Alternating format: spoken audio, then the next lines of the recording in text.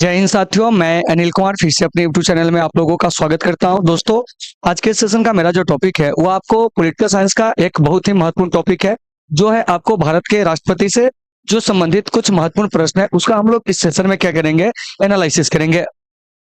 तो ये जो टॉपिक है वो आपको क्लास 11, 12 और जो कम्पिटेटिव एग्जाम्स की तैयारी करने वाले छात्र छात्राएं हैं उनके लिए क्या है कि आपको काफी ज्यादा जो है आपको फायदेमंद है। तो साथियों, ये जो है आपको ऑफलाइन बैचेज में जो आपको टेस्ट हुई है, ठीक है ना, उसी का जो है हम क्वेश्चन जो है यहाँ पे एनालिसिस कर रहे हैं।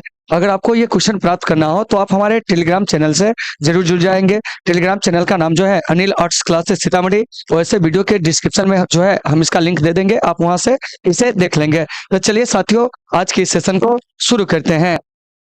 तो देखिए, आज के सेशन का मेरा जो पहला प्रश्न है यह आपके स्क्रीन पर रहा। आप लोग इसका आंसर जो है स्वयं दे सकते हैं। क्या कह रहा है, देखिए, कह रहा है कि भारत के राष्ट्रपति की तुलना निम्नलिखित में से किससे करना सर्वाधिक उचित है। तो देखिए, ऑप्शन ए कह रहा है अमेरिका के राष्ट्रपति से, फ्रांस के राष्ट्रपति से, ब्रिटेन के सम्राट से, श्रीलंका के राष्ट्रपति से। तो इसका जो राइट आंसर हो जाएगा ना, वो हो जाएगा आपको ब्रिटेन के सम्राट से। तो ऑप्शन नंबर सी जो हो जाएगा इसका राइट आंसर हो जाएगा। तो फिर यहाँ से एक बात आएगी कि सर भारत में जो आपको राष्ट्रपति का जो पद है वो आपको किस देश से प्रेरित है। तो देखिए, तो भारत में जो राष्ट्रपति का पद है ना, वो आपको अमेरिका से क्या है कि आपको प्रेरित है। चाहे वो राष्ट्रपति का पद हो तब, चाहे उपराष्ट्रपति का पद हो तब, दोनों जो है कहाँ से प्रेरित है, तो वह आपको अमेरिकी संविधान से प्रेरित है। लेकिन यहाँ पर एक चीज याद रखिएगा कि भारत में राष्ट्रपति का जो कार्यकाल होता है वो आपको 5 वर्ष का होता है, जबकि अमेरिका में राष्ट्रपति का जो कार्यकाल होता है वो आपको 4 वर्ष का होता है। चलिए अब चलते हैं अगले प्रश्न की ओर। उम्मीद है कि आपको ये सारी चीज समझ में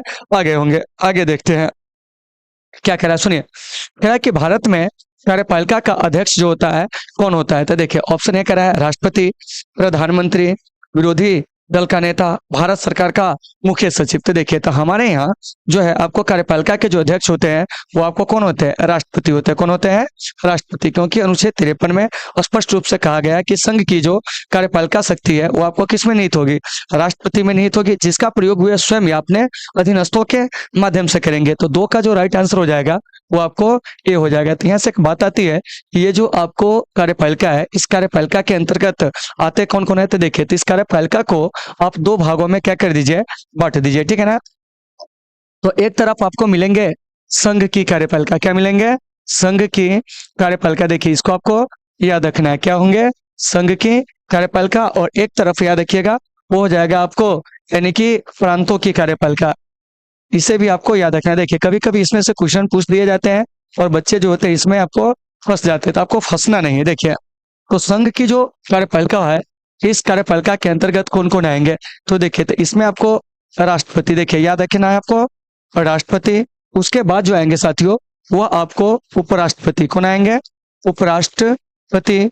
फिर आएंगे आपको प्रधानमंत्री। प्रधानमंत्री के बाद जो आएंगे वो आपको उनके मंत्रिपरिषद। मंत्रिपरिषद के बाद जो हो जाएंगे वो आपको महान्यायवादी। क्या है, महान्यायवादी। ये जो आते हैं ना वो आपको किस में आते हैं जानते हैं, संघ की कार्यपालिका में। और ये सब जो होते हैं संघ की क्या है, तो आपको अस्थायी कार्यपालिका है। स्थायी कार्यपालिका में जैसे सचिव जी सब हो गया, संयुक्त सचिव सब हो गया, नौकरशाह सब, ये सब आता है। अब आई अब प्रांतों की कार्यपालिका की बात करते हैं, तो इसमें आपको कौन आते हैं। तो देखिए, तो प्रांतों की कार्यपालिका में आइएगा तो आपको राज्यपाल। कौन आएंगे, राज्यपाल। राज्यपाल के अलावा जो हो जाएंगे वो आपको मुख्यमंत्री। कौन हो जाएंगे, मुख्यमंत्री। देखिए, ये सब चीज आपको याद रखना है। मुख्यमंत्री हो जाएंगे। चलिए, मुख्यमंत्री के बाद हो जाएंगे, देखिए क्या हो जाएंगे, देखिए मंत्रिपरिषद। क्या हो जाएंगे, मंत्रिपरिषद। क्योंकि देखिए, उप मुख्यमंत्री पद का जो है प्रावधान नहीं है। क्या है, प्रावधान नहीं। यह आपको सरकार की स्थिति कमजोर होने पर क्या होती है कि आपको ये चीजें मतलब ये पदे आती है, ठीक है ना, ईटीसी कर दीजिए। इसके अलावा आपको क्या हो जाएंगे, सचिव, आपको स्थायी सचिव, नौकरशाह, ये लोग इसी में आते हैं। तो देखिए, तो यहाँ पे क्या क्वेश्चन कर रहा था कि भारत में कार्यपालिका का अध्यक्ष कौन होता है। तो कार्यपालिका का अध्यक्ष कौन होते हैं, राष्ट्रपति होते हैं, ठीक है ना। लेकिन भारत में जो कार्यपालिका होती है उस कार्यपालिका के अगर वास्तविक प्रमुख का बात किया जाएगा ना तो हो जाएगा आपको प्रधानमंत्री। क्योंकि आपको राष्ट्रपति के सारे पावर का जो प्रयोग किया जाता है ना वो किसके द्वारा किया जाता है जानते हैं, तो वे आपको प्रधानमंत्री के द्वारा जो होते हैं आपको किए जाते हैं। तो साथियों, दो का राइट आंसर आपको ए हो जाएंगे। चलिए, तीन में क्या कर रहा है सुनिए। कह रहा है कि संघ की कार्यपालिका शक्ति जो है निहित है किसमें? तो देखिए, तो संघ की जो कार्यपालिका शक्ति है ना साथियों, वो हमारे भारत में जो है आपको राष्ट्रपति में निहित है, क्योंकि आप लोगों को पता होगा अनुच्छेद 53।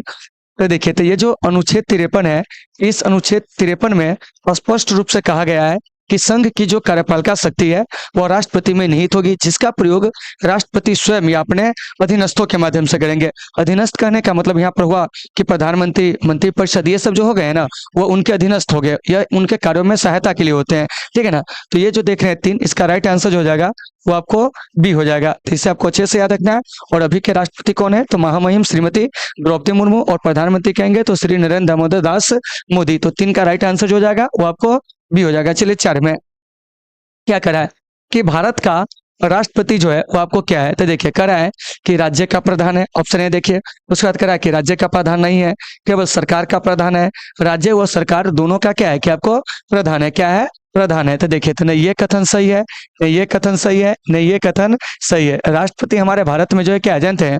तो आपको राज्य का प्रधान है। तो 4 का राइट आंसर जो हो जाएगा ये हो जाएगा, क्योंकि आपको पता होगा कि भारत में पार्लियामेंट्री मतलब पार्लियामेंट्री सिस्टम है, यानी कहने का मतलब हुआ कि आपको संसदीय प्रणाली है। तो संसदीय शासन प्रणाली में क्या होता है कि आपको राज्य के प्रधान जो होते हैं अलग लोग होते हैं, ठीक है ना, और आपको शासन के प्रधान जो होते हैं अलग लोग होते हैं। शासन करने का मतलब हुआ सरकार। तो देखिए, तो हमारे भारत में क्या है? संसदीय शासन प्रणाली। इसीलिए यहाँ पर सरकार या शासन के जो प्रधान होंगे ना, वो आपको प्रधानमंत्री होंगे। कौन होंगे? प्रधानमंत्री। और एक चीज याद रखिएगा कि राज्य का प्रधान कहेंगे तो वो आपको कौन हो जाएंगे? तो यह आपको राष्ट्रपति होंगे। कौन होंगे? राष्ट्रपति। देखिए, यह पार्लियामेंट्री सिस्टम का जो होता है बहुत बड़ी खूबी होती है, ठीक है ना, यानी कि पार्लियामेंट्री फॉर्म ऑफ गवर्नमेंट जिसको हम लोग कहते हैं। देखिए, तो इसमें सरकार या शासन के प्रधान कौन होते हैं? प्रधानमंत्री। और आपको राज्य के प्रधान राष्ट्रपति। तो आपका प्रश्न क्या कर रहा है कि भारत का राष्ट्रपति क्या है? तो ऑप्शन ए कह रहा है राज्य का प्रधान, इसलिए इसका राइट आंसर क्या हो जाएगा? तो आपको ये हो जाएगा। तो इसको आपको बढ़िया से देख लेना है। चलिए अब हम चलते हैं 5 में क्या कह रहा है, सुनिए। बड़ा अच्छा क्वेश्चन है, इसको आपको बढ़िया से देखते चलना है। देखिए क्या कह रहा है कि भारतीय संविधान के अनुसार देश का प्रथम नागरिक जो होता है वो आपको कौन होता है? तो साथियों, भारतीय संविधान के अनुसार देश का जो प्रथम नागरिक होते हैं, देखिए ऑप्शन ए कह रहा है राष्ट्रपति, लोकसभा अध्यक्ष, उपराष्ट्रपति, प्रधानमंत्री। तो देखिए, तो कैसे पूछा जा रहा है? वरीयता के क्रम में पूछा जा रहा है। तो वरीयता के क्रम में देश के जो पहले नागरिक होते हैं ना, वो आपको राष्ट्रपति होते हैं। क्योंकि आप लोग अनुच्छेद अगर 52 को बढ़िया से पढ़े होंगे तो उसमें स्पष्ट रूप से हम बताए थे कि देखिए कि भारत में राष्ट्रपति का पद जो है वो आपको अनिवार्य रूप से होगा क्या, और राष्ट्रपति वरीयता के क्रम में जो होंगे देश के प्रथम नागरिक होंगे। यह भी बात आपको अनुच्छेद 52 में जो है कहा गया है। तो इसलिए इसका राइट आंसर जो हो जाएगा क्या हो जाएगा? तो आपको ये हो जाएगा। तो यहाँ से एक बात आएगी, ये बताइए कि अभी जो लोकसभा का अध्यक्ष है वो आपको कौन है? तो साथियों, अभी जो लोकसभा का अध्यक्ष है वो आपको ओम बिरला है, इसे आपको याद रखना है। उसके बाद यहाँ से एक प्रश्न और आएंगे, तो उपराष्ट्रपति अभी कौन है? तो उपराष्ट्रपति जो है अभी साथियों वो आपको जगदीप धनखड़ है। और इनके बारे में एक चीज याद रखिएगा, ये उपराष्ट्रपति बनने से पहले क्या थे जानते हैं? कि आपको पश्चिम बंगाल राज्य में जो थे वो आपको राज्यपाल थे। तो ये सभी चीज आपको अच्छे से याद होना चाहिए। और प्रधानमंत्री कहेंगे तो वो आपको श्री नरेंद्र मोदी है। तो सारे चीज आपको अच्छे से क्या करना है कि आपको याद रखना है। और राष्ट्रपति कहेंगे तो महामहिम श्रीमती द्रौपदी मुर्मू। तो इस चीज को भी आपको अच्छे से याद रखना है। तो यहाँ पर याद रखिएगा कि राष्ट्रपति जो है अभी कौन है? तो कहेंगे महामहिम द्रौपदी मुर्मू। और ये राष्ट्रपति बनने से पहले जो थी वो आपको क्या थी कि आपको झारखंड राज्य की राज्यपाल थी। तो देखिए, तो सभी चीज आपको अच्छे से याद रखना है। तो 5 का जो राइट आंसर हो जाएगा वो आपको ए हो जाएगा। चलिए अब चलते हैं 6 में क्या कह रहा है, सुनिए। कह रहा है, देखिए यहाँ ध्यान से, बड़ा अच्छे से हमें इसका क्या करना है कि आपको एनालिसिस करना है। देखिए क्या कह रहा है, कह रहा है कि भारतीय संविधान के अनुसार संघ की कार्यपालिका शक्तियां जो है किसमें नहीं थे, मतलब नहीं थे। तो देखिए, तो भारतीय संविधान के अनुसार संघ की जो कार्यपालिका शक्ति है ना, वो आपको राष्ट्रपति में क्या है कि आपको नहीं थे। और किस अनुच्छेद में यह बात कही गई है? तो याद रखिएगा कि अनुच्छेद 53 में जो है यह बात जो है आपको कही गई है। तो अनुच्छेद 53 में यह भी कहा गया है कि संघ की कार्यपालिका शक्तियां जो होगा राष्ट्रपति में निहित होगी, जिसका प्रयोग राष्ट्रपति स्वयं करेंगे। क्या करेंगे? स्वयं करेंगे, और नहीं तो अपने अधीनस्थों के माध्यम से। तो अधीनस्थ करने का मतलब यहाँ पर क्या हुआ कि ये प्रधानमंत्री और उनके जो मंत्रिपरिषद हो गया, यह राष्ट्रपति के कार्यों में सहायता के लिए होते हैं, और उसी को हम लोग क्या कहते हैं? राष्ट्रपति का अधीनस्थ कहते हैं, ठीक है ना। तो ये जो देख रहे हैं 6 नंबर, इसका जो राइट आंसर हो जाएगा वो आपको बी हो जाएगा। तो ये सारे चीज आपको अच्छे से याद रखना है।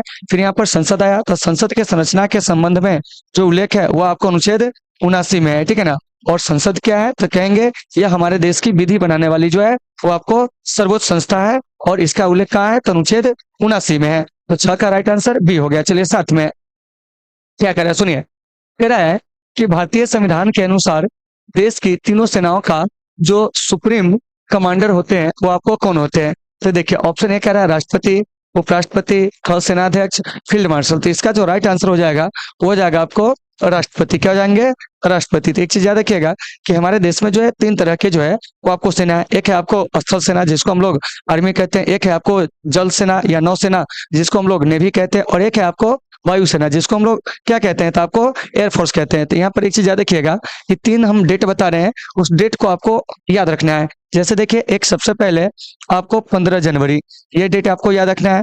उसके बाद आपको 8 अक्टूबर का जो डेट है वह याद रखना है, और 8 अक्टूबर के बाद जो है आपको 4 दिसंबर का डेट जो है वो आपको याद रखना है। तो देखिए अब 15 जनवरी को क्या होता है ये समझिए। 15 जनवरी को साथियों क्या होता है कि आपको भारतीय थल सेना दिवस जो होते हैं वो आपको क्या होते हैं कि आपको मनाए जाते हैं। तो इस बात को आपको अच्छे से याद रखना है कि भारतीय थल सेना दिवस कब मनाए जाते हैं, तो आपको 15 जनवरी को। उसके बाद है 8 अक्टूबर को, तो इस दिन जो होता है वो आपको वायु सेना दिवस जो होते हैं वो आपको मनाए जाते हैं। उसके बाद है आपको 4 दिसंबर को, इस दिन जो होते हैं साथियों वो आपको नौसेना दिवस जो होते हैं वो आपको मनाए जाते हैं। तो साथियों इन सभी चीजों को आपको अच्छे से क्या करना है कि आपको याद रखना है। तो देखिए तो जैसा भी प्रश्न आपके एग्जाम में पूछा जाए आप उसे बढ़िया से देख लोगे, ठीक है ना। और ये सब आपको जानकारी होनी चाहिए, ठीक है ना, क्योंकि हर साल जो होते हैं ये हम लोग मनाते हैं लेकिन इसके बारे में जानकारी नहीं रहती। लेकिन आज से आपको क्या करना है कि सारे चीजों को कवर करते चलना है, ठीक है ना। चलिए तो ये जो 7 नंबर देख रहे हैं इसका राइट आंसर क्या हो जाएगा, तो आपको ए हो जाएगा। चलिए अब चलते हैं 8 में। देखिए क्या कह रहा है कि भारत का राष्ट्रपति होता है क्या। तो देखिए कह रहा है भारत का वास्तविक शासक, उसका बाद कह रहा है राज्य का संवैधानिक अध्यक्ष, राज्य और सरकार का अध्यक्ष, और डी में कह रहा है बहुमत दल का नेता। तो देखिए न ये बहुमत दल के नेता होते हैं, न ये सरकार के अध्यक्ष होते हैं, ठीक है ना। क्या है, सरकार के अध्यक्ष तो कभी राष्ट्रपति होते ही नहीं, इसलिए ऑप्शन होगा ही नहीं। अब जो है ऑप्शन नंबर बी, देखिए यह कह रहा है राज्य का संवैधानिक अध्यक्ष, इसीलिए इसका राइट आंसर जो हो जाएगा वो क्या हो जाएगा, तो ऑप्शन नंबर बी हो जाएगा। क्योंकि आपको बताया है कि भारत में संसदीय शासन प्रणाली है जो कि आपको ब्रिटेन से प्रेरित है। कहां से प्रेरित है, ब्रिटेन से। तो देखिए तो संसदीय शासन प्रणाली में क्या होता है कि राज्य के प्रमुख जो होते हैं ना वह आपको अलग व्यक्ति होते हैं, और शासन या सरकार के प्रमुख अलग व्यक्ति होते हैं। तो हमारे भारत में शासन के जो प्रमुख होते हैं ना वे आपको कौन होते हैं जानते हैं, प्रधानमंत्री। और राज्य के प्रमुख जो होते हैं ना वो आपको राज्यपाल होते हैं। तो साथियों सभी चीज को आपको अच्छे से याद रखना है। तो 8 का राइट आंसर जो हो जाएगा वो आपको बी हो जाएगा। उम्मीद है कि आपको ये सारे चीज समझ में आ गए होंगे। चलिए अब हम चलते हैं 9 में। क्या कह रहा है सुनिए।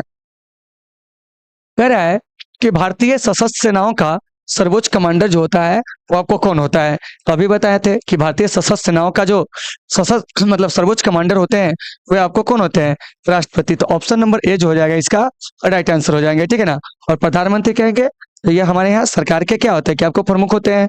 रक्षा मंत्री भी कौन है, तो आपको राजनाथ सिंह है। तो ये सभी चीज आपको अच्छे से याद होनी चाहिए। तो 9 का right answer option number A. चलिए 10 में क्या करा है, देखिए कह रहा है कि भारत के राष्ट्रपति के लिए क्या है कि आपको आवश्यक योग्यता क्या नहीं है, यह पूछा जा रहा है। मतलब इसमें सबसे पहले जान लीजिए कि योग्यता क्या क्या है।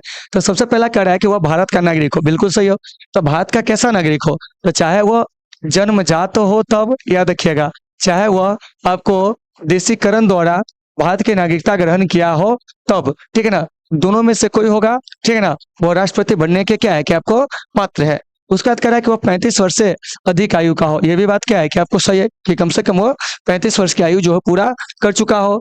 उसमें लोकसभा सदस्य के लिए क्या है कि आपको सभी निर्धारित योग्यताएं हो, ये भी बात क्या है कि आपको सही है। ये कह रहा है कि वो संसद के किसी भी सदन का क्या हो कि आपको सदस्य हो, तो यह आपको गलत है। क्योंकि राष्ट्रपति जो होते हैं ना वह आपको क्या होते हैं जानते हैं कि किसी भी राजनीतिक दल से संबंध नहीं रखते हैं, और उन्हें संसद के किसी भी सदन का सदस्य होना क्या है कि आपको जरूरी नहीं है। तो 10 का जो राइट आंसर हो जाएगा वो आपको डी हो जाएगा। देखिए और इसके अलावा एक चीज और याद रखिएगा कि वह लाभ के पद पर भी न हो। तो ये सभी आपसे क्या होते हैं कि आपको पूछे जाते हैं। तो साथियों ये सभी चीज आपको अच्छे से क्या करना है कि आपको याद रखना है। और जहां भी दिक्कत होगी आपको कमेंट करके क्या करना है कि आपको बताना है, ठीक है ना। चलिए अब हम चलते हैं यहाँ से आगे और अगले प्रश्न की ओर चलते। देखिए कि अगला प्रश्न हमारा क्या कर रहा है, उस पर बात करते हैं। देखिए यहाँ सुनिए, कह रहा है कि भारत के राष्ट्रपति निर्वाचित होने के पात्र बनने के लिए किसी व्यक्ति की आयु पूर्ण होनी चाहिए क्या? मतलब कि राष्ट्रपति का चुनाव लड़ने के लिए कम से कम कितनी न्यूनतम आयु चाहिए, ये आपसे पूछा जा रहा है।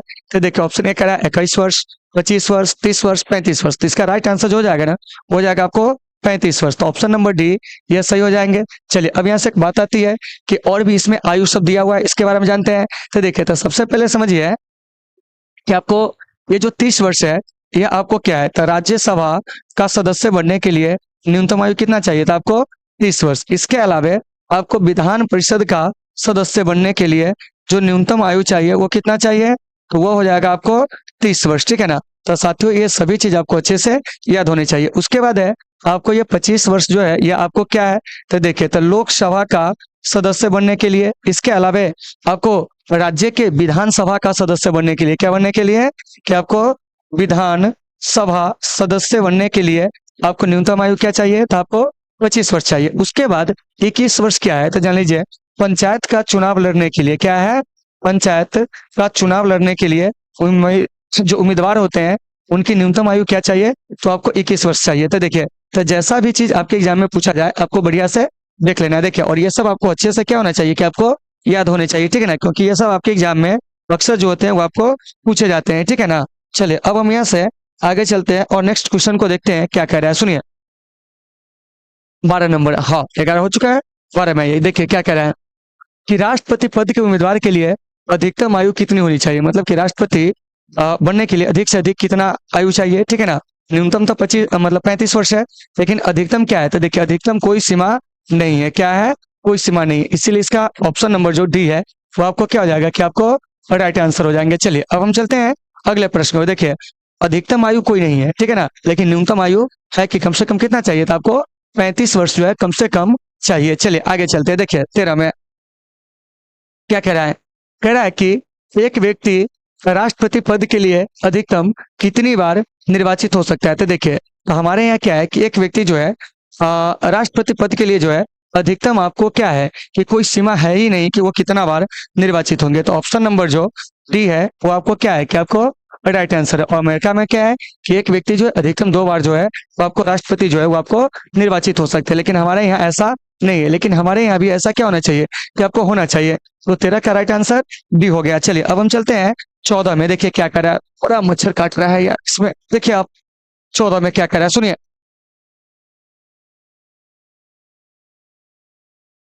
देखिए कह रहा है कि राष्ट्रपति का निर्वाचन किस प्रकार से होता है। तो देखिए ऑप्शन ए कह रहा है प्रत्यक्ष रूप से, अप्रत्यक्ष रूप से, मनोनयन द्वारा, कोई प्रावधान नहीं है। तो देखिए, तो राष्ट्रपति का जो निर्वाचन होता है ना, उसमें आपको अप्रत्यक्ष निर्वाचन पद्धति के द्वारा होता है, ठीक है ना, क्योंकि प्रत्यक्ष रूप से नहीं होता। प्रत्यक्ष रूप से वो निर्वाचन होता है जिसमें भारत की आम जनता क्या कहते हैं, कि आपको हिस्सा लेते हैं। लेकिन राष्ट्रपति के निर्वाचन में क्या होता है कि जनता के द्वारा चुने गए प्रतिनिधि हिस्सा लेते हैं। तो राष्ट्रपति का निर्वाचन कैसे होता है, तो आपको अप्रत्यक्ष रूप से। इसीलिए 14 का राइट आंसर क्या हो जाएगा, तो आपको बी हो जाएगा। चलिए अब चलते हैं 15 में क्या कह रहा है, सुनिए। बड़ा अच्छा क्वेश्चन है। देखिए कह रहा है कि राष्ट्रपति पद के निर्वाचन हेतु कौन सी पद्धति अपनाई जाती है। तो देखिए कह रहा है सूची पद्धति, तो यह आपको नहीं है। उसके बाद है आपको संचयी मत पद्धति, यह भी आपको नहीं है। उसके बाद है सापेक्ष बहुमत पद्धति, यह भी आपको नहीं है। फिर आपको डी बच गया, एक ही तो वही होगा। तो देखिए समानुपातिक प्रतिनिधित्व एवं एकल संक्रमणीय मत प्रणाली, यही आपको राष्ट्रपति के निर्वाचन में क्या होता है, कि आपको अपनाया जाता है। और एक चीज याद रखिएगा कि राष्ट्रपति के जो निर्वाचन प्रणाली है उसके बारे में जो चर्चा की गई है वह आपको अनुच्छेद 55 में की गई। देखिए याद रखिएगा कि अनुच्छेद 55 में क्या है, तो राष्ट्रपति चुनाव के जो निर्वाचन प्रणाली है, क्या है, निर्वाचन प्रणाली, इसी के बारे में चर्चा की गई। और एक चीज याद रखिएगा कि भारत में राष्ट्रपति के चुनाव संबंधी जो प्रणाली है वो आपको कहाँ से प्रेरित है, तो वह आपको आयरलैंड के संविधान से क्या है, कि आपको प्रेरित है। तो ये ऐसे क्वेश्चन सभी पूछ लिए जाते हैं कि डीपीएसपी हो गया। इसके अलावा राष्ट्रपति के निर्वाचन से संबंधित जो आपको मतलब प्रणाली हो गए हैं, ये सब कहाँ से प्रेरित है, तो क्या कहिएगा, आयरलैंड से प्रेरित है।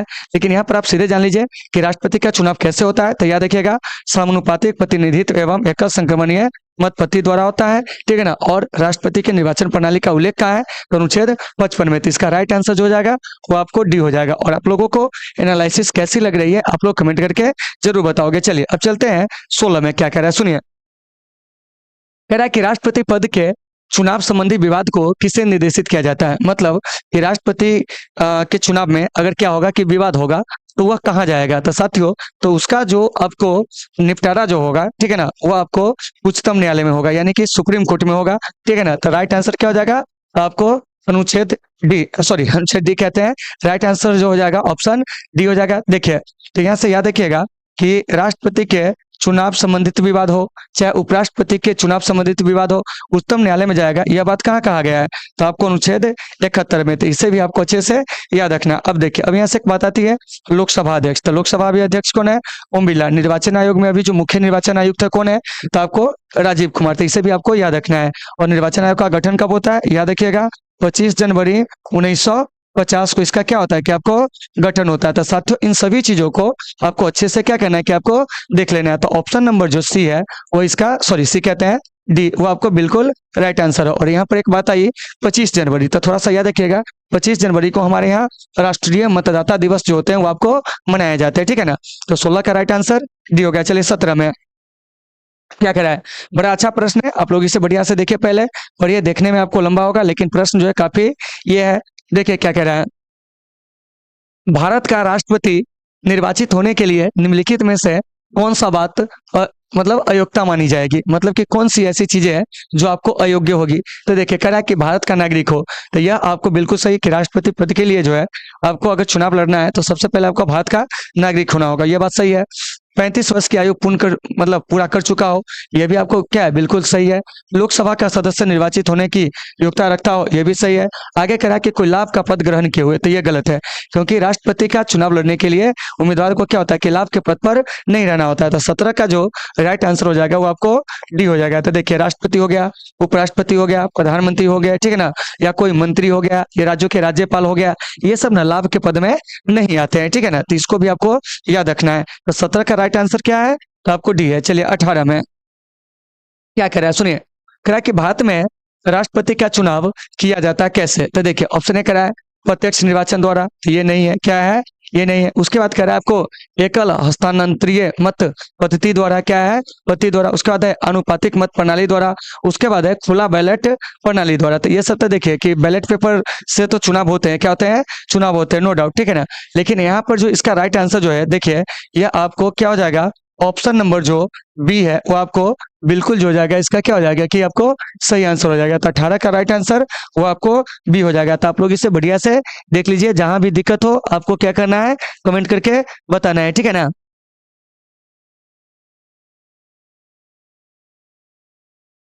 चलिए अब चले आगे, देखिए क्या कह रहा है सुनिए। अगला कह रहा है कि राष्ट्रपति पद का चुनाव संचालित किया जाता है किसके द्वारा। तो देखिए कह रहा है प्रत्यक्ष निर्वाचन द्वारा, एकल हस्तांतरणीय मत पद्धति द्वारा, अनुपातिक मत प्रणाली द्वारा, खुला बैलेट पेपर द्वारा। तो देखिए तो इसमें ना 19 का जो आपको आंसर है, ठीक है ना, यानी कि यह आपको मतलब कि ऑप्शन जो दिए गए हैं यह आपको क्या है कि गलत है। तो देखिए तो इसमें क्या जो ऑप्शन है वो हम थोड़ा सा क्या करते हैं कि आपको बना देते हैं, आप लोग इसको बढ़िया से देख लीजिएगा। तो देखिए तो सबसे पहले ऑप्शन नंबर ए यहाँ पर दीजिए, ठीक है ना, लोकसभा अध्यक्ष। तब इसका देखिए सही होगा। देखिए लोकसभा क्या कहिएगा आपको अध्यक्ष। उसके बाद जो हो जाएगा दूसरा ऑप्शन जो है इसमें से जो हमें आ रहा है हम उसे डाल रहे हैं। चलिए देखिए तो हो जाएगा आपको निर्वाचन आयोग द्वारा, क्या हो जाएगा निर्वाचन आयोग द्वारा। उसके बाद जो हो जाएगा देखिए ऑप्शन गलती दे दिया है, ठीक है ना, आपने चेक नहीं किए थे, बच्चे लोग को दे दिए थे, निर्वाचन आयोग द्वारा। उसके बाद जो जाएगा तीसरा ऑप्शन कह रहा है प्रधानमंत्री द्वारा, क्या है प्रधानमंत्री द्वारा। उसके बाद है आपको डी में, ठीक है ना, संसदीय मामलों के मंत्री द्वारा, क्या है संसदीय मामलों के मंत्री द्वारा। देखिए ऑप्शन यहाँ पर हमको लिखना पड़ रहा है मामलों के, ठीक है ना, मंत्री द्वारा, क्या है मंत्री द्वारा। तो देखिए तो यहाँ पर आपका जो भी ऑप्शन दिया गया है ना ये सब के सब जो है वो आपको गलत है, क्या है गलत है। अब आपको आंसर यहाँ से ढूंढना है। देखिए उधर वाला और आपको ध्यान नहीं देना है, ठीक है ना, उधर नहीं ताकना, आंखों इसे बंद कर लेना है, ठीक है ना। चलो देखो क्या कह रहा है, कह रहा है कि राष्ट्रपति पद का चुनाव संचालित किया जाता है किसके द्वारा? तो देखिए ऑप्शन ए में कह रहा है लोकसभा अध्यक्ष, तो ये आपको नहीं होंगे। अब है कि आपको निर्वाचन आयोग द्वारा, तो इसका राइट आंसर जो हो जाएगा ना ऑप्शन नंबर बी, निर्वाचन आयोग हो जाएगा। तो उम्मीद है साथियों कि आपको ये सारे चीजें होंगे समझ में आ गए होंगे अब, ठीक है ना। चलिए अब हम चलते हैं 20 नंबर प्रश्न की ओर। क्या कह रहा है इस पे चर्चा करते हैं। देखिए सुनिए, कह रहा है कि राष्ट्रपति पद का चुनाव जो है वो आपको संचालित किया जाता है। देखिए अब यह क्वेश्चन आया है, ठीक है ना। तो देखिए तो राष्ट्रपति पद का जो चुनाव संचालित किया जाता है ना वो आपको किसके द्वारा जानते हैं? तो वो आपको निर्वाचन आयोग द्वारा। तो ऑप्शन नंबर जो सी है यह इसका राइट आंसर हो जाएंगे, ठीक है ना। देखिए यही प्रश्न जो था पीछे था अलग तरीके से दे दिया था। चलिए अब आगे चलते हैं, देखिए क्या कह रहा है सुनिए। कह रहा है कि भारत में किसके चुनाव में, ठीक है ना, अनुपातिक प्रतिनिधित्व चुनाव प्रणाली का जो होता है वो आपको प्रयोग किया जाता है या आपको अपनाया जाता है। तो देखिए तो ये हो जाएगा आपको राष्ट्रपति के चुनाव में, किसमें हो जाएगा? राष्ट्रपति के चुनाव में। तो ऑप्शन नंबर जो डी है क्या क्या, ठीक है ना। यानी कि राष्ट्रपति के चुनाव में क्या होता है? तो आपको अनुपातिक प्रतिनिधित्व चुनाव प्रणाली क्या होता है कि आपको अपनाया जाता है। चलिए फाइट चलते हैं, क्या है सुनिए। कह रहा है कि राष्ट्रपति चुनाव संबंधी मामले के पास भेजे जाते हैं अगर विवाद की स्थिति हो जाए तो देखिए तो राष्ट्रपति के चुनाव संबंधी मामले जो होते हैं ना वो आपको उच्चतम न्यायालय के पास जो होते हैं वो आपको क्या किया जाता है कि आपको भेजे जाते हैं। तो ऑप्शन नंबर सी इसका राइट आंसर हो जाएगा। और यह बात कहाँ कही गई है? तो आपको अनुच्छेद 71 में कही गई। कहाँ कही गई है? 71 में, ठीक है ना। तो आपको ये भी बात याद रखना है कि उच्चतम न्यायालय के पास जाएगा किस अनुच्छेद के तहत जानते हैं? तो अनुच्छेद 71 के तहत। अब बताइए ये आप लोगों को समझ में आ रही है या नहीं आ रही? नहीं समझ में आए तो आप लोग कमेंट करके जरूर बताओगे, ठीक है ना। चलिए आगे चलते हैं, अगला प्रश्न क्या कह रहा है सुनिए 23 में। बड़ा अच्छा प्रश्न है, आपको इसको अच्छे से समझना है। क्या कह रहा है?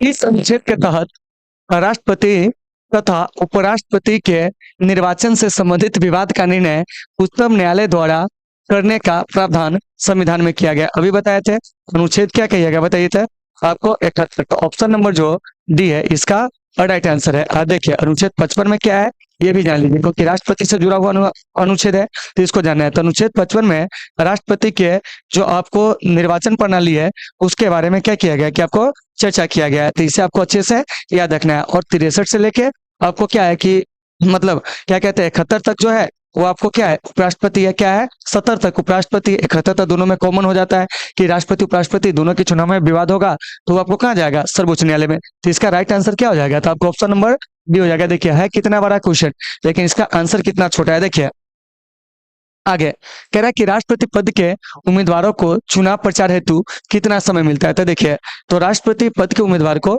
चुनाव हेतु जो मिलता है ना साथियों वो आपको 2 महीना का समय मिलता है। सॉरी 2 महीना कहते हैं 2 सप्ताह का समय मिलता है। कितना का मिलता है? 2 सप्ताह का। तो ऑप्शन नंबर जो आपको बी है इसका वो आपको क्या हो जाएगा कि आपको राइट आंसर हो जाएगा। तो इसे आपको बढ़िया से देख लेना है। चलिए आगे चलते हैं और नेक्स्ट चीजों को क्या कहते हैं कि आपको जानते हैं। देखिए क्या कह रहा है कि भारत के राष्ट्रपति का चुनाव कितने वर्ष के लिए किया जाता है? तो बताए थे कि भारत में राष्ट्रपति का जो चुनाव होता है वो आपको 5 वर्ष के लिए होता है। अमेरिका में कहेंगे तो आपको 4 वर्ष के लिए होता है। तो 25 का राइट आंसर क्या हो जाएगा? तो आपको ऑप्शन नंबर बी हो जाएगा। चलिए 26 में क्योंकि ये सब समझाए हुए हैं। देखिए क्या कह रहा है कि किस अनुच्छेद के तहत राष्ट्रपति अपने पद ग्रहण करने की तिथि से 5 वर्ष की अवधि तक अपने पद पर बना रहता है। यानी कि कहा जा रहा है आपको कि राष्ट्रपति पद का जो कार्यकाल है वो किस अनुच्छेद में, डायरेक्ट आपसे वही पूछा जा रहा है। तो इसका जो राइट आंसर हो जाएगा ना अनुच्छेद जो हो जाएगा आपको 56। इसमें जो है राष्ट्रपति का कार्यकाल जो है इसके बारे में क्या किया गया कि आपको चर्चा किया गया। तो देखिए तो राष्ट्रपति का कार्यकाल क्या होगा यह बात कहाँ कहा गया है? तो आपको अनुच्छेद 56 में। अनुच्छेद 57 में जो है आपको पुनर्निर्वाचन क्या है? पुनर्निर्वाचन जो है इसके बारे में चर्चा किया गया है कि एक व्यक्ति जो दोबारा भी राष्ट्रपति के पद पर क्या निर्वाचित हो सकते उसके बारे में चर्चा किया गया है। उसके बाद है अनुच्छेद 58 में राष्ट्रपति पद हेतु जो योग्यता है क्या है? राष्ट्रपति पद हेतु जो आपको योग्यता है अर्हता है इसके बारे में आपको चर्चा किया गया। और अनुच्छेद 54 में जो है राष्ट्रपति का जो आपको निर्वाचक मंडल है क्या है? निर्वाचक मंडल मतलब कि राष्ट्रपति के चुनाव में कौन भाग लेगा यह बात जो कही गई है, ठीक है ना, वह किस अनुच्छेद में? तो 54 में। क्या है? 54 में, ठीक है ना। उसके बाद है आपको 56 में तो राष्ट्रपति का कार्यकाल, तो सब याद रखिएगा, ठीक ना। फिर है 55 राष्ट्रपति के निर्वाचन प्रणाली जो है उसके बारे में। तो ये जो देख रहे हैं 26 इसका जो राइट आंसर हो जाएगा बाबू वह आपको ऑप्शन नंबर बी हो जाएगा। और आपको समझ में आ रही है या नहीं आ रही है आप कमेंट करके जरूर बताओगे। चलिए अब चलते हैं आपको 27 में क्या कह रहा है सुनिए। कह रहा है कि राष्ट्रपति के चुनाव के लिए निर्वाचित मंडल में होते हैं कौन, ये आपसे पूछा जा रहा है। तो देखिए कह रहा है संसद के सभी सदस्य और विधानसभाओं तथा विधान परिषद के सदस्य। तो सबसे पहले राष्ट्रपति के चुनाव में ना विधान परिषद के सदस्य हिस्सा ही नहीं लेते हैं, क्योंकि विधान परिषद सभी राज्य में नहीं है, इसीलिए इसका जो राइट आंसर हो जाएगा ये तो होगा नहीं। क्या, अब देखिए अब कह रहा है कि संसद के दोनों सदनों, क्या है, दोनों सदनों मतलब क्या हो गया बाबू यहाँ पर, लोकसभा और राज्यसभा, तथा कह रहा है कि विधानसभाओं तथा परिषदों के सभी अध्यक्ष। तो ये भी क्या है कि आपको गलत है, क्या है, गलत है, क्योंकि विधान परिषद तो यहाँ पर आएगा ही नहीं, ठीक है ना।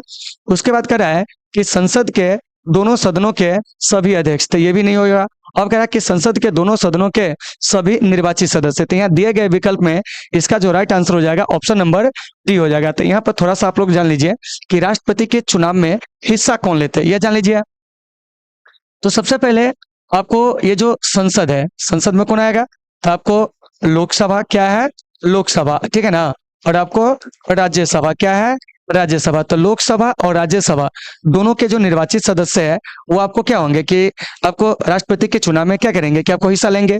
इसके अलावा आपको राज्यों के विधानसभा के, क्या है, राज्यों के विधानसभा के जो निर्वाचित सदस्य, क्या है, निर्वाचित सदस्य हैं, वो भी क्या करेंगे कि आपको राष्ट्रपति के चुनाव में क्या करते हैं कि आपको हिस्सा लेते हैं। मतलब जहां भी विधानसभा है वहां के निर्वाचित सदस्य जो होंगे राष्ट्रपति के चुनाव में हिस्सा लेंगे। संसद के जो निर्वाचित सदस्य होंगे वो हिस्सा लेंगे, मनोनीत वाला हिस्सा नहीं लेते। तो 27 का राइट आंसर हो जाएगा ऑप्शन नंबर डी हो जाएगा। चलिए 28 में देखिए, क्वेश्चन बड़ा लंबा है, ठीक है ना, लेकिन ऐसा कुछ है नहीं इसमें कि हमसे यह नहीं बनेगा, ठीक है ना। देखिए क्या कह रहा है कि भारत के राष्ट्रपति के निर्वाचन के बारे में निम्नलिखित में से क्या कह रहा है कि कौन सा कथन सही नहीं है, यह आपसे पूछा जा रहा है। तो देखिए तो ऑप्शन ए कह रहा है सभी राज्य, ठीक है ना, विधानसभाओं के सदस्य निर्वाचन मंडल के सदस्य होते हैं। तो देखिए तो सभी राज्य विधानसभा के सदस्य निर्वाचन मंडल के सदस्य होते हैं, ये बात बिल्कुल सही है। इसीलिए उस समय राष्ट्रपति का निर्वाचन नहीं हो सकता जब एक या दो विधानसभाएं भंग हो। तो यह कथन जो है आपको क्या है, बिल्कुल आपको सही है, क्योंकि देखिए कि 2 या 3 राज्यों की अगर विधानसभाएं भंग हो तो वहां पर क्या होगा कि आपको राष्ट्रपति का चुनाव उस समय नहीं हो सकता है, क्योंकि विधानसभा के सदस्य भी जो होते हैं ना वो आपको राष्ट्रपति के निर्वाचक मंडल में होते हैं। तो ये कथन बिल्कुल सही है। कह रहा संसद के दोनों सदनों के सभी सदस्यों का मत मूल्य जो है राज्य विधानसभाओं के, ठीक है ना, संयुक्त मत मूल्य से कहीं अधिक होता है। तो ये भी कथन क्या है, बिल्कुल सही है, ठीक है ना। उसके बाद कोई उम्मीदवार यदि मतों का बहुमत प्राप्त कर लेता है तो वह स्वतः ही क्या होता है कि आपको निर्वाचित हो जाता है। तो ये भी आपको बिल्कुल सही है। जब हम आपको राष्ट्रपति स्पेशल पढ़ाएंगे और उसमें जब एकल संक्रमणीय मत प्रणाली पढ़ाएंगे उसका एक सेशन होगा, ठीक है ना, उस पर हम लोग क्या करेंगे कि इस सब के बारे में विशेष चर्चा करेंगे। उसके बाद कह रहा है कि राष्ट्रपति के निर्वाचन संबंध में यदि कोई विवाद हो तो वह सर्वोच्च न्यायालय के क्षेत्राधिकार में नहीं आता है। तो यह कथन आपको गलत है, तो इसीलिए इसका ऑप्शन नंबर डी क्या हो जाएगा, राइट आंसर हो जाएगा। क्योंकि देखिए कि अभी बताए थे कि अनुच्छेद 71 के तहत, किसके तहत, अनुच्छेद 71 के तहत अगर राष्ट्रपति, ध्यान से सुनिए, उपराष्ट्रपति के चुनाव संबंधी जो विवाद होगा वो आपको कहाँ जाएगा जानते हैं, तो आपको सर्वोच्च न्यायालय में जाएगा। कहाँ जाएगा, सर्वोच्च न्यायालय में जाएगा, ये बात आपको बताया है। तो देखिए तो ये जो देख रहे हैं 28, इसका राइट आंसर क्या हो जाएगा, तो आपको डी हो जाएगा, ठीक है ना। और सुप्रीम कोर्ट जो है हमारे यहाँ जो एकीकृत न्यायिक व्यवस्था है उसमें वो क्या है कि सर्वोच्च है, अर्थात वो शिखर पर है, ठीक है ना। चलिए अब चलते हैं 29 में, क्या कह रहा है सुनिए। कह रहा है कि भारत के राष्ट्रपति को उसके पद से हटाया जा सकता है, कैसे। तो देखिए भारत के प्रधानमंत्री द्वारा, ऐसा नहीं है, लोकसभा के अध्यक्ष द्वारा, ये भी नहीं है, भारत के मुख्य न्यायाधीश द्वारा, ये भी नहीं है। अब क्या बच गया, तो संसद द्वारा।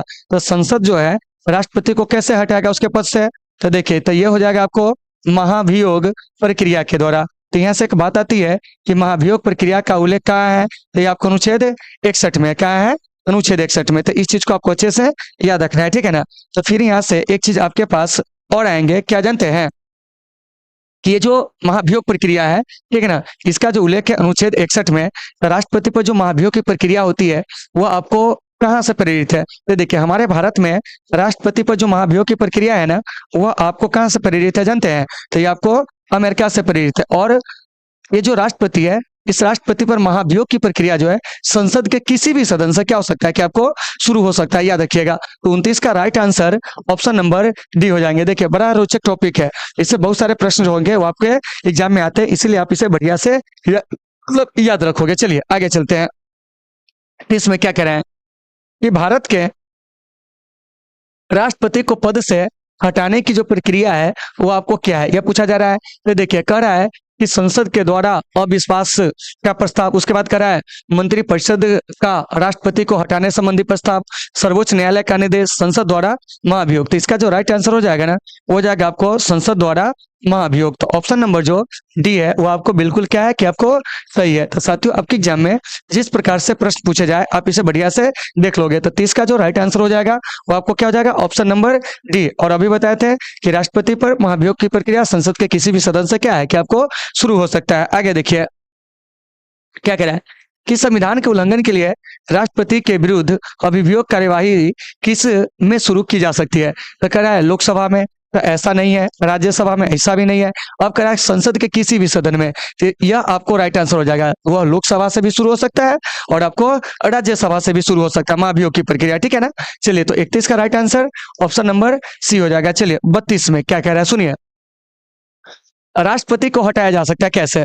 तो साथियों राष्ट्रपति को जो हटाया जा सकता है ना, वो आपको कैसे जानते हैं, तो वो आपको महाभियोग प्रक्रिया के द्वारा। तो ऑप्शन नंबर जो डी है वो बिल्कुल सही है। और एक चीज याद रखिएगा कि भारत में अब तक एक भी ऐसे राष्ट्रपति नहीं हुए हैं जिस पर आपको महाभियोग प्रक्रिया जो है क्या है कि आपको लगाई गई हो, ठीक है ना, या महाभियोग द्वारा उनको हटाया गया हो। चलिए अब चलते हैं नेक्स्ट प्रश्न को, ये पहला समझ में आपको आगे होंगे। देखिए कि ये 32 नंबर जो है इसका राइट आंसर जो है क्या है, डी है। तो इसमें कहीं से कोई दिक्कत नहीं है। चलिए अब चलते हैं आगे हम लोग 33 में क्या कर रहा है इस पे हम लोग चर्चा करते हैं। देखिए उम्मीद है कि आपको ये सारे चीज समझ में आ गए होंगे। अब देखिए आप इसका आंसर जो है आप लोग स्वयं दीजिए कि वो क्या कर रहा है, ठीक है ना।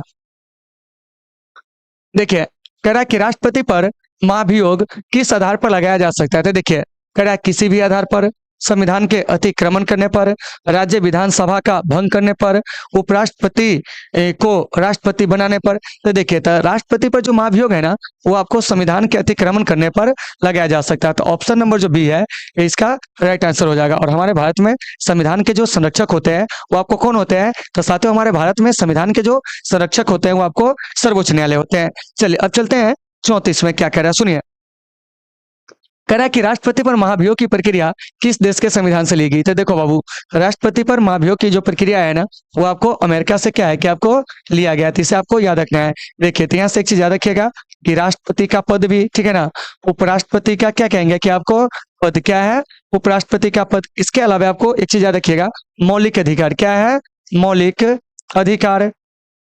मौलिक अधिकार के बाद हो जाएगा बाबू जनहित याचिका, क्या हो जाएगा, जनहित याचिका। तो इसको भी आपको याद रखना है, जनहित याचिका।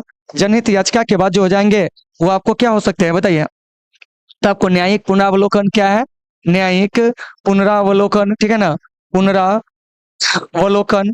यह जो है आपको कहाँ से लिया गया था, क्या कहिएगा जानते हैं, तो ये आपको अमेरिका से जो है हमारे यहाँ प्रेरित है। उसके बाद है आपको कनाडा। तो देखिए तो हमारे यहाँ का जो संघात्मक शासन है वो आपको कहाँ से प्रेरित है, तो आपको कनाडा से। उसके बाद है विधि द्वारा स्थापित प्रक्रिया।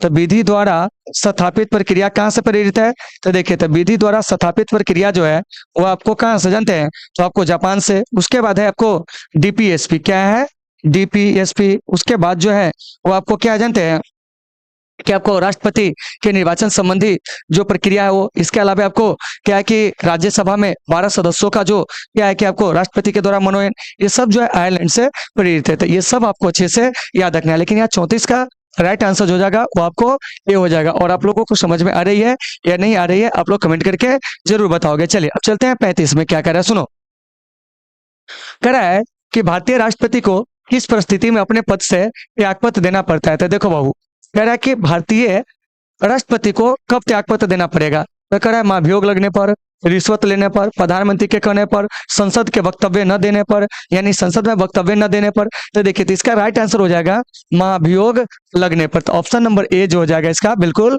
राइट आंसर हो जाएंगे, ठीक है ना। महाभियोग के द्वारा उनको हटाया जा सकता है। जब महाभियोग लग जाएंगे तो उनको क्या होगा कि त्यागपत्र देना पड़ेगा। चलिए अब क्या कह रहा है कि कार्यकाल पूर्ण होने पर, कार्यकाल पूर्ण होने से पहले भारत के राष्ट्रपति को उनके पद से कैसे हटाया जा सकता है, यह आपसे पूछा जा रहा है। तो देखिए तो कार्यकाल पूर्ण होने से पहले भारत के राष्ट्रपति को जो है ना वो आपको क्या जानते हैं कि संसद द्वारा महाभियोग प्रक्रिया लगाकर क्या है कि आपको हटाया जा सकता है। तो 36 का राइट आंसर वो आपको डी हो जाएगा। देखिए क्वेश्चन एक ही है लेकिन इसके तरीका थोड़ा सा क्या है कि आपको अलग है। चलिए 37 में क्या कह रहा है सुनिए, कह रहा है कि राष्ट्रपति पर महाभियोग का आरोप एक संकल्प के रूप में संसद के किसी भी सदन में लाया जा सकता है, यह कम से कम कितने दिन की लिखित सूचना के बाद प्रस्तुत किया जाता है। मतलब आप सीधे समझ जाइए कि राष्ट्रपति पर महाभियोग प्रक्रिया लगाने से पहले, महाभियोग लगाने से पहले उनको 14 दिन पहले जो होता है ना, वो आपको सूचना देना पड़ता है। इसका डायरेक्ट राइट आंसर जान लीजिए, ऑप्शन नंबर बी। मतलब कि राष्ट्रपति पर जैसे महाभियोग लगाया जाएगा ना, तो इसे 14 दिन पहले उनको क्या होगा कि आपको सूचना देना होगा। चलिए अब चलते हैं 38 में क्या कह रहा है, सुनिए। कह रहा है कि सदन में राष्ट्रपति के विरुद्ध महाभियोग का प्रस्ताव, ठीक है ना, पास करने के लिए कितने सदस्यों का समर्थन चाहिए, ठीक है ना। तो ऑप्शन ए देखिए, कह रहा है कि आपको संसद के उपस्थित और मतदान करने वाले कम से कम 2/3 सदस्य। उसके बाद कह रहा है कि संसद के कुल सदस्यों में से कम 2/3 सदस्य। मतलब कि संसद के जो कुल सदस्य है ना, उसमें से कम कितना चाहिए जानते हैं, 2/3 सदस्य। इसीलिए इसका ऑप्शन नंबर जो बी है वो आपको बिल्कुल क्या हो जाएगा कि आपको सही हो जाएगा। देखिए, और संसद के एक सदन से महाभियोग की प्रक्रिया जब पास होगी तो दूसरे सदन में भी इसको क्या होता है कि आपको पास करवाना होता है, ठीक है ना। तो 38 का राइट आंसर क्या हो गया, तो आपको ऑप्शन नंबर बी हो गया। चलिए अब चलते हैं 39 में क्या कह रहा है, इस पर हम लोग चर्चा करते हैं। देखिए, कह रहा है कि भारत के राष्ट्रपति को कार्य अवधि की समाप्ति से पूर्व भी पद से हटाया जा सकता है, कैसे। तो अभी बताए थे कि यह सब महाभियोग द्वारा।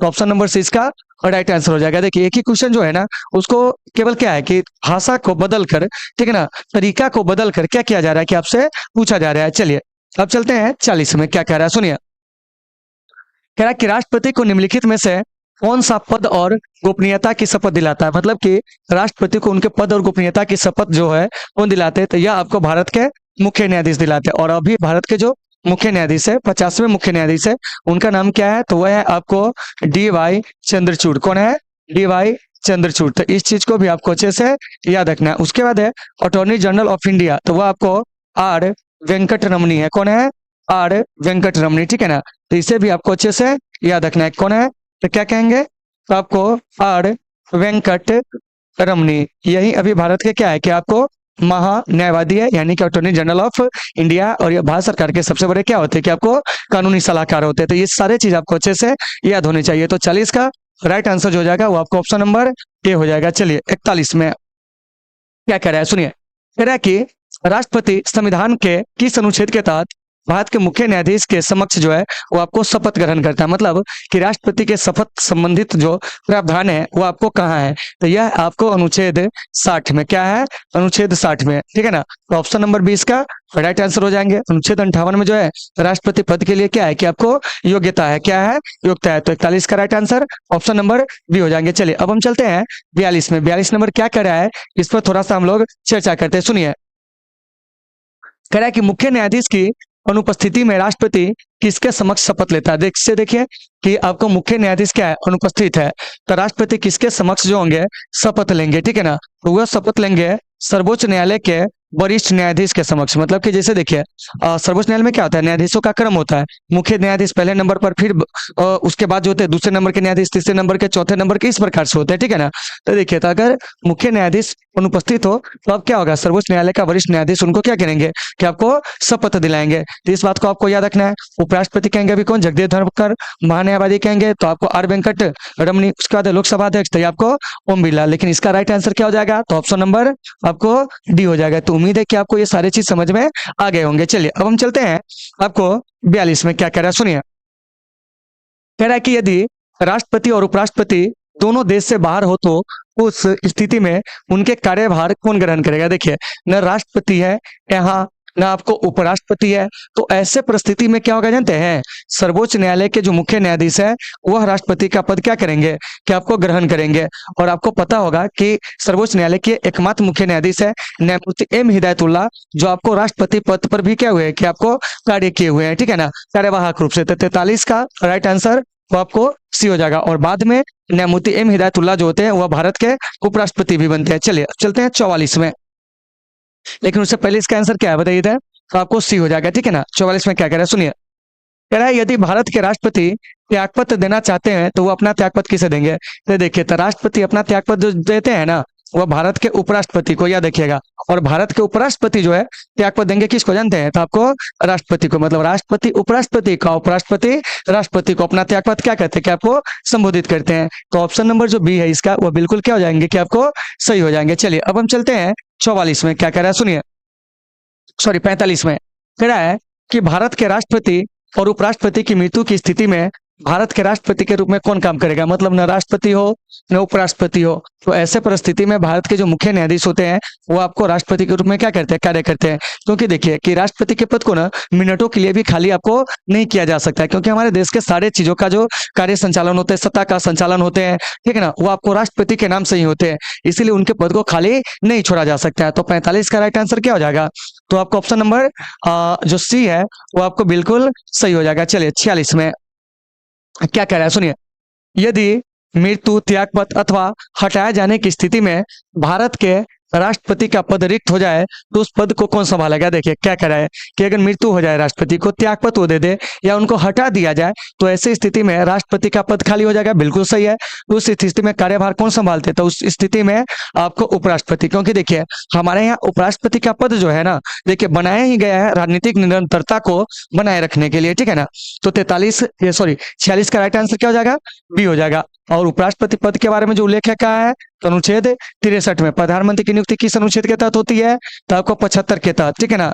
भारत के जो मुख्य न्यायाधीश होते हैं, ठीक है ना, ये आपको क्या होते हैं जानते हैं, तो ये आपको देश के क्या होते हैं जानते हैं कि सबसे बड़े न्यायाधीश होते हैं, ठीक है ना।